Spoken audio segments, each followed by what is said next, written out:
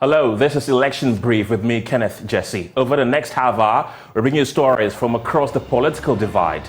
Election Headquarters is brought to you by Petrosol, your clean fuel in full quantity, and the Chartered Institute of Management Accountant CIMA. Election Headquarters for an informed electorate. Please stay.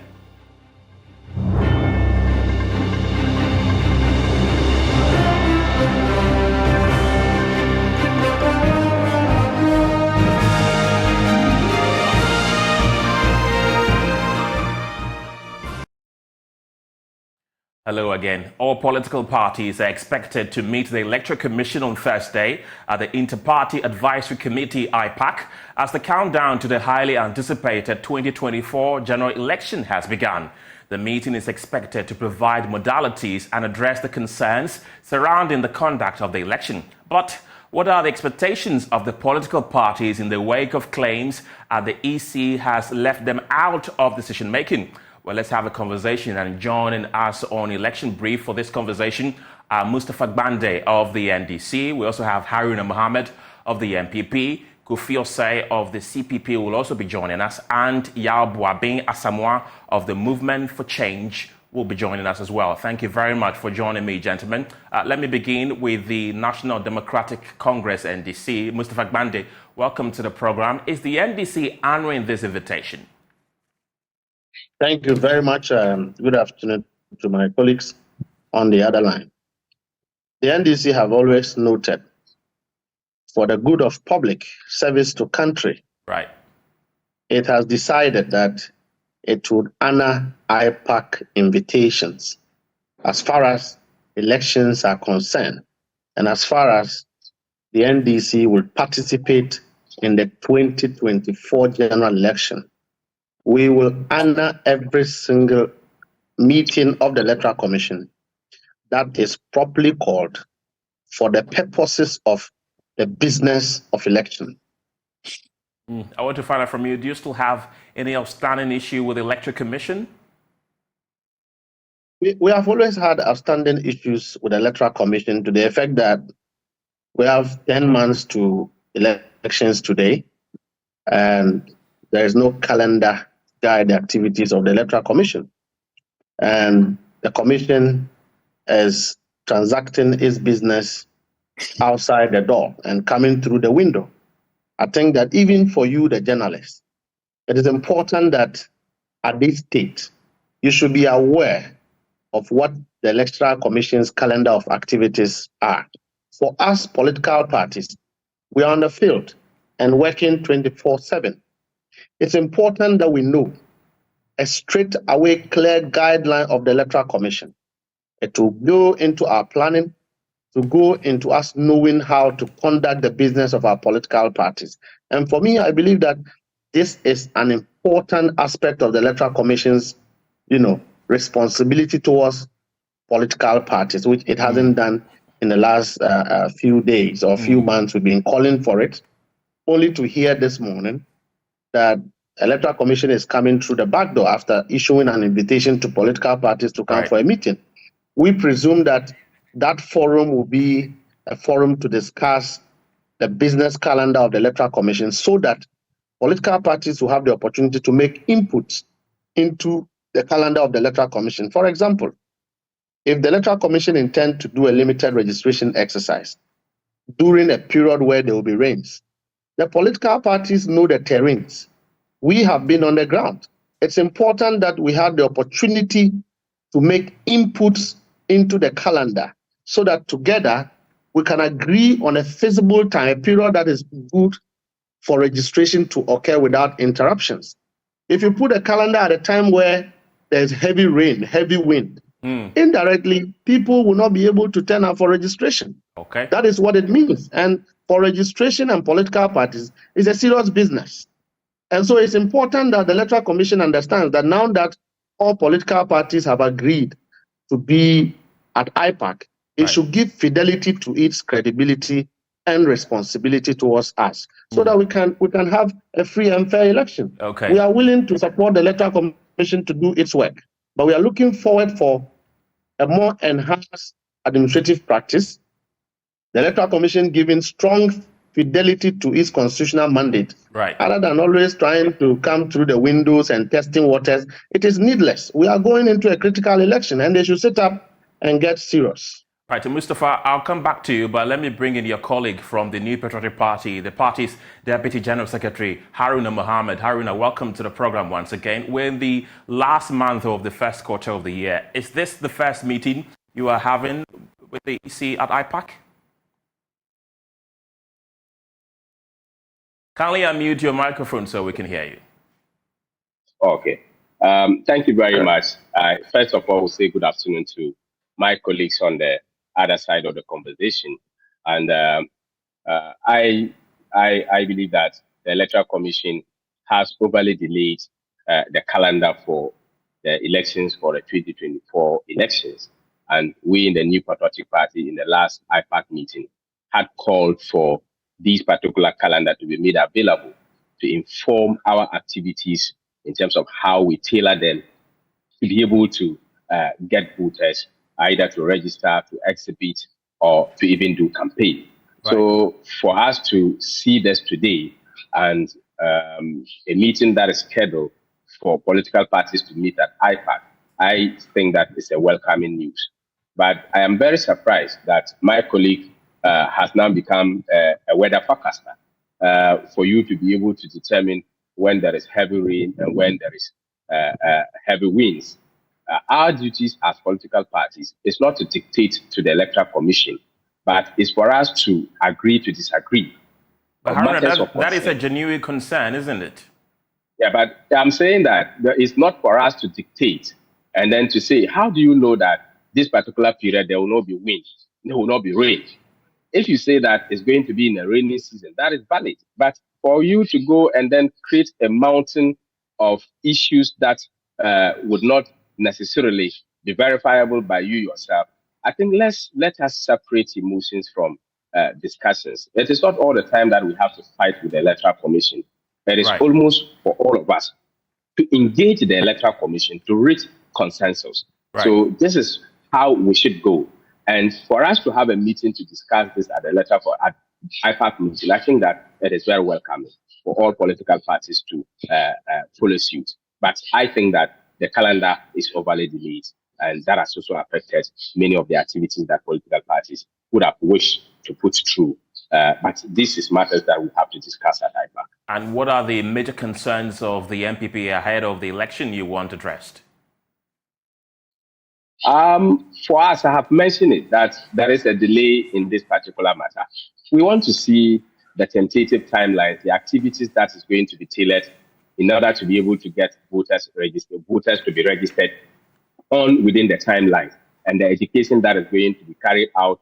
We want to also hear the modalities that is going to be used in terms of centers of registration and all thereabout. The MPP is very resolute and very clear in our minds that we are ready to have any good discussion, permitted that it is within the remits of the law. Right, I'll come back to you. Kindly hold on for me. Let's speak to the spokesperson for Movement for Change, Yao Boabin Asamoah. Mr. Asamoah, welcome to the program. Can you tell us what your concerns are and what are you going to be making sure that they are addressed at the IPAC meeting?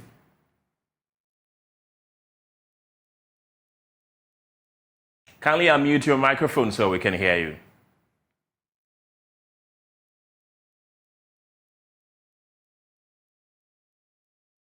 Hello, Mr. Boabin Asamoah.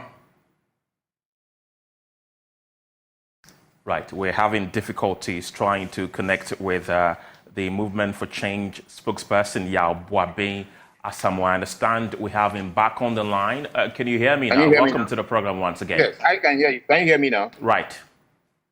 Yes. Does the Movement for Change have any concerns they would want addressed at the next IPAC meeting? A couple of general observations. If the calendar I've seen put out on social media today is the right calendar, then it means that it's very little different from what happened in the 2020 elections. And the bottom line then means that we are looking at how the Electoral Commission engenders trust and confidence in its activities. So for that purpose, as far as the movement for change is concerned, I think we need to emphasize that the 56-day information period, the public education period, ought to be filled not only with admonitions to the population to go and register and vote, but with also education and understanding about what the Electoral Commission actually does by law as its duty.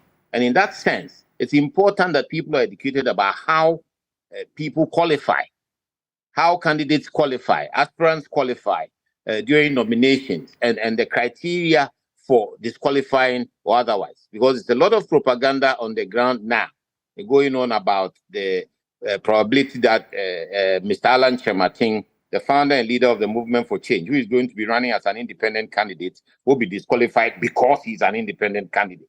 And people are susceptible, people are anxious, people are worried about such kinds of propaganda and information, which may be misconstrued, may not be true. But if the EC itself does not respond to some of that at some point, then it creates the impression that indeed it's true. So I would want to see during the EC's education, not only issues about how to queue up and vote and who is eligible to queue up and write their names in the register, but also how they manage the nomination process and who is qualified to be nominated and the elements for nomination. Finally, I expect the EC to address the now very dynamic electoral space because it's not only dominant political parties or smaller political parties. You now have movements, you have individuals who are powerful, who are substantive, and who are part of the process. And once they will be accepted at nomination, who need to be represented in the decision-making processes leading up to the elections. So if EC is running IPAC for the benefit of the parties as a consultative process, then it is important that EC looks at how it can bring independent candidates on board the IPAC process. You've mentioned that there are rumors running around that Alan Chemating is likely to be disqualified, but he will not be the first to go independent. Where are you hearing those rumors from? Are we talking about politics 101 here? They are not rumors. You hear them on the media all the time. It's deliberate, intentional propaganda to limit the chances of Mr. Chemating. People, gullible voters, are attacked by such situations. The people go around trying to persuade potential voters, potential supporters of the butterfly movement, the movement for change, and potential supporters of Mr. Chemating, those who intend to vote for Mr. Chemating as an independent, that in the case of Mr. Chemating, there's a plot afoot to disqualify him. They are not talking about all independents. They are targeting Mr. Chemating, that there's a plot, a thick plot between the incumbent government and the Electoral Commission to disqualify him, and therefore supporting him is not useful. You will lose your vote if you support him. So why bother to support him? Stay where you are, vote for who you have, because in the end, if he's going to be disqualified, then you waste your vote. This is intentional, deliberate propaganda. It's not generalized. It's not a mere rumor. It is intentional, deliberate propaganda that is being carried out by persons in whose interest Mr. Chemating does not win this vote. Right. So it is something that the Electoral Commission ought to consciously address in terms of qualification and otherwise. But their name is being mentioned. They are being joined to the incumbent government and party as the ones who are in collusion to attack Mr. Chemating and disqualify him. Right, Mr. Boabin, I'll come back to you, but let me go back to the NDC's Mustafa Gbande. Mustafa, these are serious allegations Mr. Boabin is making that the ruling New Patriotic Party is conniving with the Electoral Commission to disqualify Alan Chemating, who is a previous member of the MPP. No. What do you make of that? No. Correct yourself. Correct yourself. I didn't say they are conniving. I said these are intentional propaganda stories that are going on the ground. I haven't stated it as a fact. Okay. We have to be clear about that. I haven't stated it as a fact. I'm saying that this is propaganda we've picked up on the ground. So that means you're saying that propaganda. The New Patriotic Party is intentionally trying to disqualify Alan Kyerematen with the help of the Electoral Commission, if I get you? There are persons going around talking to voters, Who are these disseminating persons? a message. Yeah, so that's what we are picking up. I'm saying that there are persons going around telling potential voters, disseminating a message that at the end of the day, Mr. Kyerematen will be disqualified by the Electoral Commission at the instance of the governing party. That is intelligence we are picking on the ground. This is part of electoral process. Mr. Bawumia Asamoah, I'll come back to you, but it's only fair that I get the New Patriotic Party's representative to answer or rebut this statement. Haruna, you've heard what Mr. Bawumia Asamoah just said. What do you have to say about that? I think it's very unfortunate. The New Patriotic Party, we are not afraid of any individual. We pray that what he's saying does not come true, because for us, we want to beat everybody in the elections. I want to assure you that Dr. Alhaji Mahmoud Bawumia will be the next president of the Republic, come what may. And we don't have any scheme with anybody. For us, we are not the Electoral Commission. How do we disqualify a candidate? We are not anywhere near that. And I think that is very unfortunate. It's coming from my former boss. I've worked under him, and he's a very good lawyer, very intelligent, a very good legislator who has left Parliament. And I don't think that we should dwell so much on these unsubstantiated allegations that cannot even stand the test of time. We are not in that particular situation. The New Patriotic Party is very resolute in our mind, and we are not afraid of any individual, not to talk of any political party that is going to contest us. Dr. Bawumia is a solid candidate, and I believe that Ghanaians will vote for him. I believe you've seen the calendar in circulation reportedly from the Electoral Commission. What is your reaction to that? Yes, I've seen the calendar, and they've given tentative timelines with respect to activities that is going to happen in terms of limited registration, in terms of exhibition, in terms of a number of activities to the 7th of December.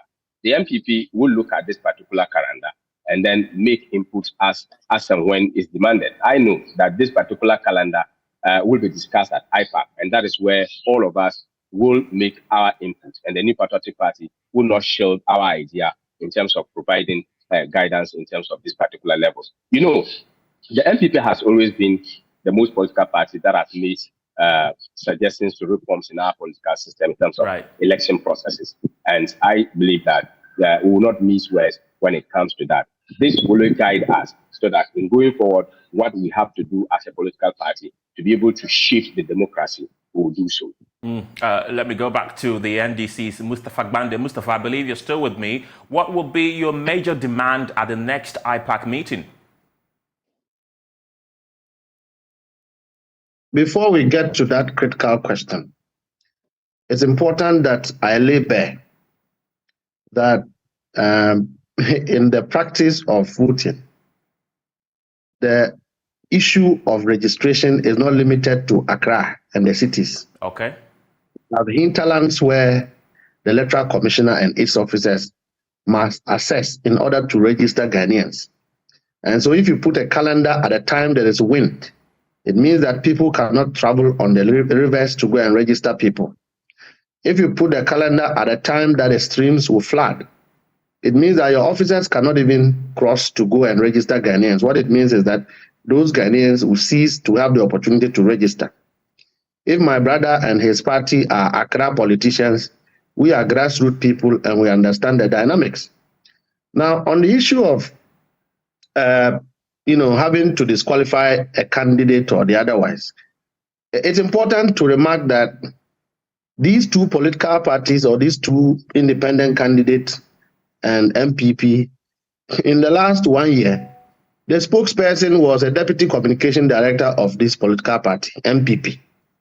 So the lack of coherence and consistency that brought about the birth of the independent candidate is the same tactics, the same antics, the same level of inconsistencies, the same level of pestilence.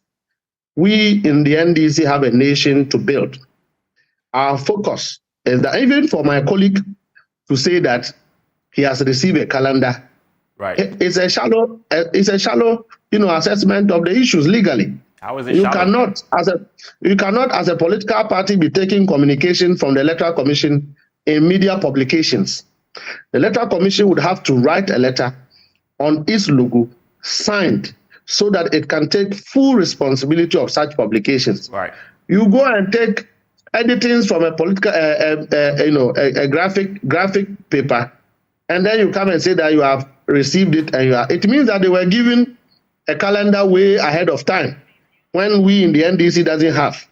For him to make that remark, it means that the EC is dealing with the MPP through the back door. Mustafa Gbande, is that to say that you are yet to see it as a party? We have not seen it at all, because it is unconventional. It is, it is not familiar. Is it that you've seen it, but you refuse to accept it, or you're yet to see it at all because it's in circulation? Electoral Commission, if I can make this very clear before my propaganda officer proceeds, we have not received any communication. Commission. Okay. Hello? Yes. We have not received any official communication from the Electoral Commission. So you are going by the communication that is in circulation, right? Why do you say that? Why do you say that? Why do you say that you have received? Online. You haven't received anything. Why do you say you have received? I have not said we have received. Yeah, you said you are analyzing. You said you have analyzed it. I'm saying you haven't received. We have not been served. I'm very we don't take notice so if I see something from the Facebook or social media. Analyze it. I have to analyze it. So that is not legal. That is not legal. Electoral Commission cannot be going through the windows. My brother, there is nothing legal for Electoral Commission to come and seek your permission before they submit. It's illegal. It's illegal. It's illegal.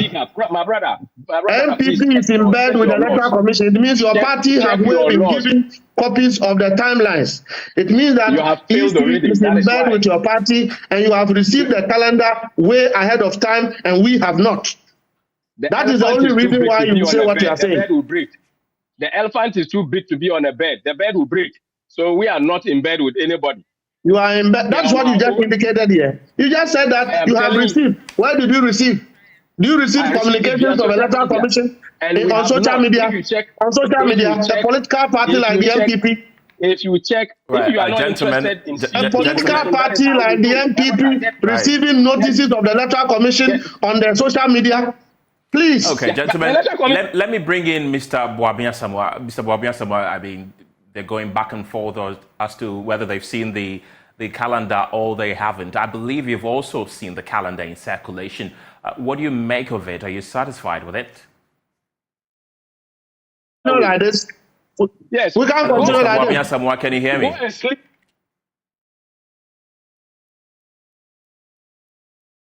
Can you kindly exercise some decorum so that we can also hear from Mr. Boabia Samoa, respectfully? Tell the propagandists to do so. You see, this is why we are saying that this duopoly is headed nowhere. Can you hear me now? Can you hear me now? This duopoly is headed nowhere. We are talking about real politics. It is a fact that some sort of calendar is online. And I'm saying that if that is the calendar, that's how I began my remarks. If that is the calendar. Having it on, if that calendar is out there, there's no problem discussing it. And so this back and forth really doesn't help us at all. And that is why we are saying that this duopoly, MPP and DC, is leading us nowhere. This is the time to generate trust. Generating trust and confidence in the Electoral Commission after 8 elections is a continuous dynamic process. You can have difficulties about what they are doing, but you cannot use those difficulties to undermine the general process of elections that we have. And therefore, we are saying that the Electoral Commission must always be qualitative in the things it does. And currently, with that calendar, we are saying it should deepen and improve the education part of its mandate, because that is weak. The education part doesn't deal with all the issues outstanding. And secondly, we are saying that the IPAC process itself must be improved to take account of the current dynamic political environment, which includes more than MPP and DC. It includes several other stakeholders who are interested in the election itself and who will be part of the election. In conclusion, I want to say that it is true, because it's a political process. It is true we are picking up intel about propaganda, about the eligibility or otherwise of Mr. Chemating, perhaps because he's such a dominant, independent political candidate. Once the EC's name appears in that propaganda, we expect the EC, as part of its education processes, to satisfy the public that its process in terms of nomination and qualification or disqualification or otherwise are watertight, and that the people of Ghana understand those processes. All right, let me bring in the CPP's Kofi Osei, who is the National Interim Council member. Kofi, welcome to the program. I want to find out from you, CPP, how prepared is your party for this election? A very good afternoon to you and your viewers. Let me say, I have to go through a lot of hassle to be on your show because we've started the campaign already. We're talking to delegates, and we're meeting almost every stakeholder, which is in my part. Mr. Osei, for the sake of time, can we please go straight to the point? We have a few minutes to wrap up. Yes. So I agree with my co-panelists that the IPAC is almost becoming an information outlet. The purpose of the IPAC was that we all meet and then delegate and then deliberate on ideas as to how to make sure that our electoral system becomes very strong. But what the Electoral Commission has been doing these days is that they only call the political parties to their premises only to tell us what they have decided on, and then expect us to swallow it hook and sinker, which is not the original idea of IPAC. Now, going again, there's one point that we are all missing. The Electoral Commission has brought out timetable that is going to embark on voter education exercise and all those things. What is missing is for us, the political parties, to find out how strong the Electoral Commission system is. Don't forget, in 2016, Madame Charlotte Osei alleged that her system was hacked, which became a bigger issue in this country, that her system was hacked. Now, what we, the political parties, want is that the Electoral Commission should call for a roundtable discussion for us to test their system to see how robust it is, to see that, indeed, the mandate of the Ghanaian will be safeguarded come 2024. I mean, you will have the opportunity to attend the meeting on Thursday. What will be your major demand as a party? The point is that our demands don't matter. Like I told you in the beginning, the Electoral Commission only decide what they want to tell us. Meet the political parties and say, okay, we decided on A, B, C, D, and this is how we are going to roll it out. Unfortunately, unfortunately, that is more the reason why some political parties have been in and out of IPAC. But the Electoral Commission should understand one thing. The political parties are a very big major stakeholders when it comes to the electoral processes in this country. If my political party and other political parties decide that we are calling off our supporters, our delegates, our electorate, not to go to the electoral pools on 7th December, what is going to happen is that the Electoral Commission is going to set up their table. They are going to be ready for the elections, and nobody's going to show up. And so the Electoral Commission should be mindful of the fact that it is the taxpayers' money that's being used to run the Electoral Commission.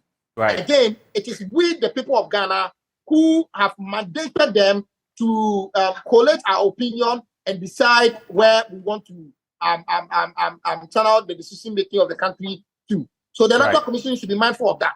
I am looking forward to a new Electoral Commission where Bosman Asari and co. Mr. Say, briefly, in a few seconds, have you seen the calendar in circulation?